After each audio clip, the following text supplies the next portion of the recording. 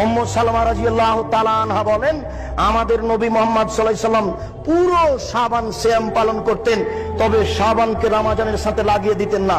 কেন? তিনি ভাবতেন এই দিনটা আমাকে ধরতেই হবে। বাৎসরিক যখন রিপোর্ট পেশ করা হবে তখন আল্লাহ দেখুক যে আমি রোজা আছি। বাৎসরিক যখন রিপোর্ট পেশ করা হবে তখন আল্লাহ দেখুক যে আমি রোজা আছি, এটা দেখানোর জন্য তিনি শাবান মাসে বেশি বেশি রোজা রাখতেন। ভারত, বাংলাদেশ, পাকিস্তানের এই সব হুজুরেরা জাহেলের পরিচয় দিয়ে কিভাবে কিভাবে জেনে নিল সেই দিন 15ই শাবান। ভারত, বাংলাদেশ, পাকিস্তানের হুজুরেরা কিভাবে কিভাবে জেনে নিল সেদিন হচ্ছে 15ই শাবান। তাই তারা কলকারখানা, অফিস, আদালত, কোর্ট কাচারি, শিক্ষা প্রতিষ্ঠান বন্ধ করে রাতে গোসল করে আতর গোলাপ মেখে দিনে রোজা থাকে। অসম্ভব হতে পারে না।